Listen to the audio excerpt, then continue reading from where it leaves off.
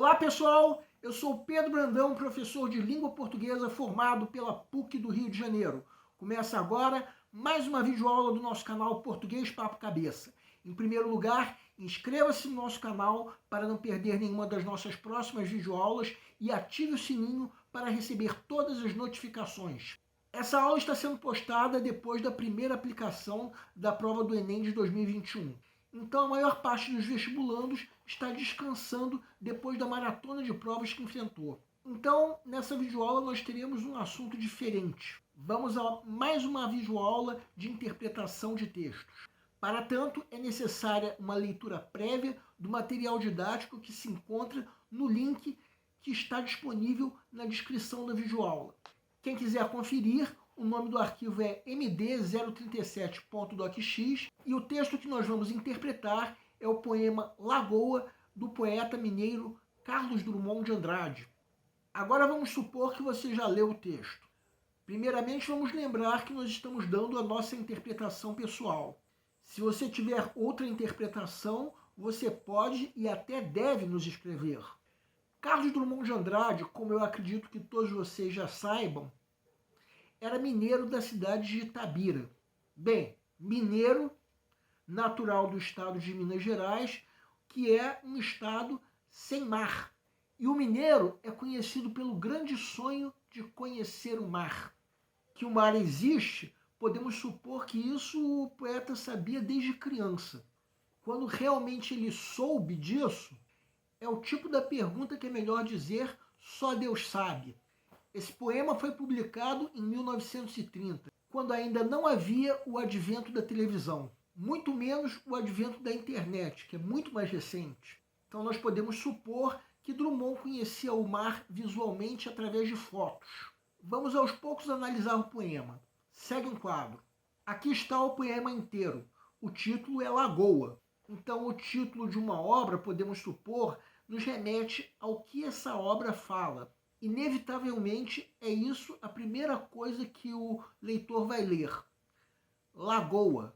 E se o leitor olhar a configuração do poema como um todo, verá que as duas primeiras estrofes contêm ambas 4 versos, enquanto que a terceira e última estrofe contém 7 versos. Então vamos nos perguntar, por que isso? Será que essas duas primeiras estrofes, além do número de versos, têm alguma outra característica em comum? Na primeira estrofe, o tema central é o mar, enquanto que na segunda estrofe, o tema central é a lagoa. Reparem que na primeira estrofe se fala tudo em negação. Os 4 versos contêm o advérbio de negação não, enquanto que a estrofe seguinte é totalmente afirmativa. E, de certa forma, por isso, o advérbio de afirmação sim aparece apenas uma vez. Bem, toda negação do mar nesse poema está relacionada à distância geográfica. O mineiro não tem como conhecer o mar, a não ser que viaje.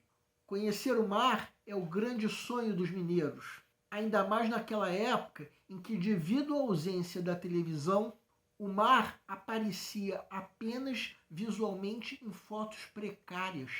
Então até podemos supor que os mineiros de hoje em dia têm maior acesso às imagens do mar, devido ao advento da internet. Só que na época isso não acontecia. Então o desejo do mineiro de conhecer o mar era muito mais intenso. Então a primeira estrofe do poema expressa tudo aquilo que o autor não sabe sobre o mar. Se ele é bravo, se ele é bonito.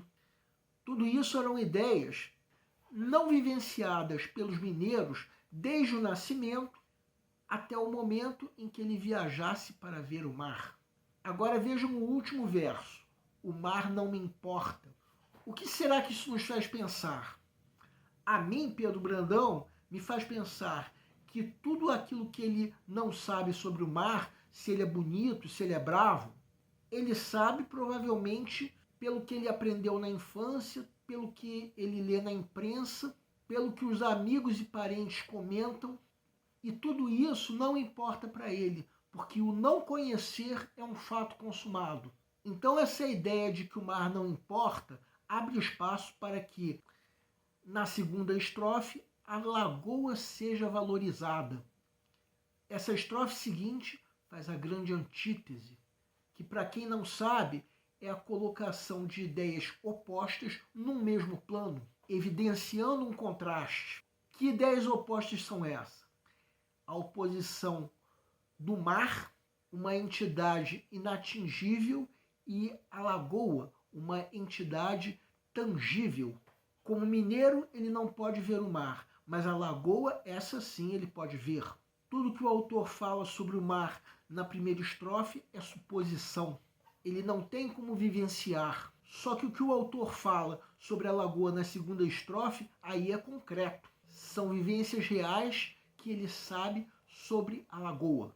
Reparem que ele afirma sem dúvida que a lagoa é grande e calma, enquanto que sobre o mar ele diz que não sabe. Então ele não afirma que o mar é bonito, ele não afirma que o mar é bravo, simplesmente diz que não sabe. Agora vamos analisar a última estrofe, a tal de 7 versos.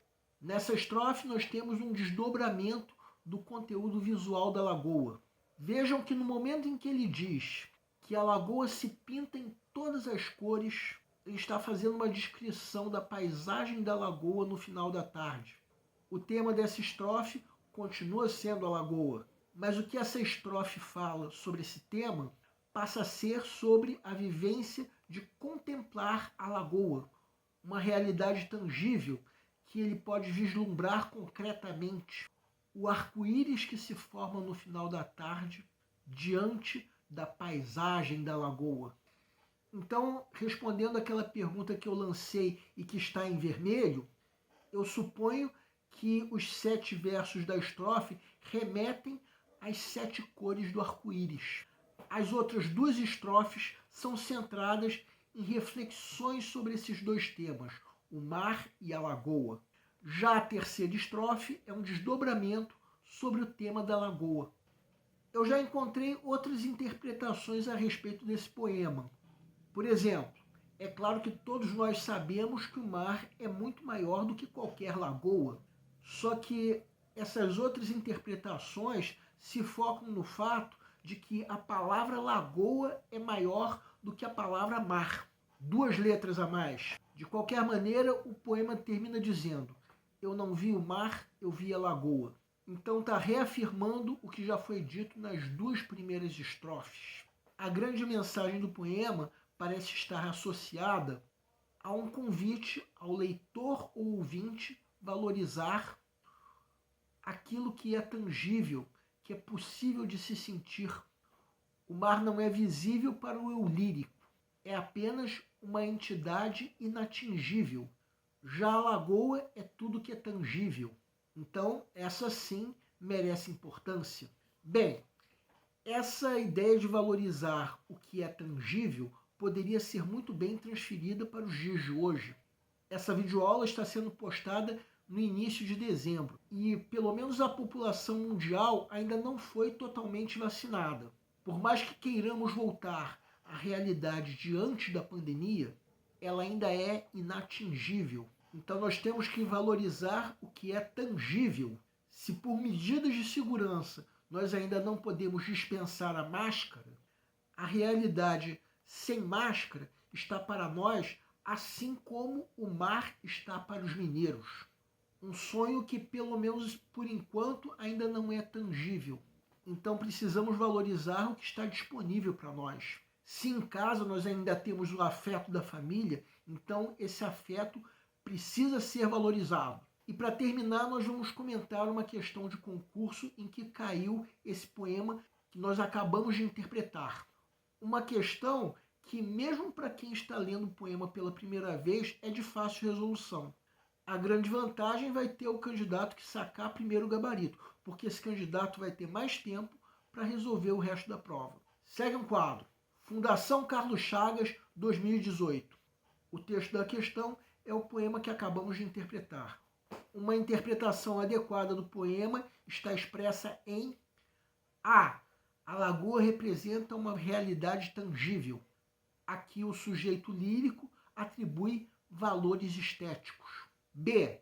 O mar simboliza o desejo de transcendência do sujeito lírico, que se vê tolhido pelo seu entorno. C. O mar evoca as frustrações passadas do sujeito poético. A lagoa é promessa de dias melhores. D. O sujeito lírico superestima a lagoa, cujo brilho se opõe a uma inerente obscuridade do mar. E. A lagoa é associada pelo sujeito poético a valores espirituais e provoca sensações que vão da calma à exasperação. Peço para que deem uma pausa antes de ser dado o gabarito. O gabarito é letra A. A pergunta do enunciado é: qual dessas alternativas expressa uma interpretação adequada ao poema? A alternativa A já responde corretamente a essa pergunta. Como já mostramos, a lagoa é a realidade tangível para o poeta, ou seja, o que ele pode vislumbrar concretamente, diferente do mar, que o autor não vê devido à impossibilidade geográfica. E o eu lírico do poema atribui à lagoa valores estéticos, como diz a alternativa. Chuva de cores, brilho, tudo isso são valores estéticos. Das alternativas incorretas, a alternativa B comete o erro da contradição, que é a geração de ideias que estão em desacordo com o texto. As outras três alternativas cometem o erro da extrapolação, que é a geração de ideias que estão ausentes no texto. Vamos começar analisando a alternativa B. É claro que muitos candidatos, ao se deparar com essa questão, sabem que o autor é mineiro, tendo, portanto, o sonho de conhecer o mar. Só que se tem uma coisa que nós não podemos dizer sobre o eu lírico, é que ele se vê tolhido pelo seu entorno. O que esse poema mostra é exatamente que ele desfruta da paisagem da lagoa, de forma vivencial, jamais fica tolhido. A única ideia das outras alternativas que nós podemos aceitar como presente no texto é a ideia de que o eu lírico superestima a lagoa, como diz a alternativa D. Só que, mesmo em relação a essa alternativa, a ideia de obscuridade do mar não está presente em momento nenhum do texto. Quanto às outras alternativas, são ideias que simplesmente não estão no texto. Como nós dissemos, essa é uma questão de fácil resolução. A grande vantagem tem o candidato que sacar primeiro o gabarito, porque esse candidato vai ter mais tempo disponível para resolver o resto da prova. O nosso canal Português Papo Cabeça antigamente se chamava Aprenda a Língua Portuguesa. Cada vez mais nós estaremos focados em vocês, que estão movendo a roda da história para que seja criado um futuro melhor para todos. Então o nosso foco principal continua sendo os vestibulandos, que terão no nosso canal uma fonte importante de estudos de língua portuguesa, onde nós ensinaremos os recursos da nossa língua para que possam, em primeiro lugar, escrever de forma adequada, entre outros textos, a redação do vestibular. Em segundo lugar, para que possam interpretar textos de forma adequada, não apenas na prova de vestibular ou concurso, mas também na leitura de textos que ajudarão vocês a se manterem atualizados. Cada vez mais nós teremos no nosso canal um Papo Cabeça. Ensinaremos nossa língua sim, mas de forma a estimular a inteligência que nasceu dentro de vocês e que precisa ser estimulada. E a missão do nosso canal é melhorar cada vez mais. Então vocês podem usar tanto o nosso e-mail quanto a nossa fanpage do Facebook para fazerem qualquer comentário, elogio, crítica ou até reclamação sobre as nossas videoaulas. E vocês também podem usar tanto a nossa fanpage quanto o nosso e-mail para pedirem para esclarecer qualquer dúvida que vocês tenham sobre a matéria. E nós agradecemos a todos vocês que estão assistindo nossas videoaulas, em especial nós agradecemos a todos vocês que estão compartilhando nossas videoaulas com outras pessoas. Muito obrigado porque vocês estão ajudando o nosso canal a ser feito. Muito obrigado e aguardem nossa próxima aula.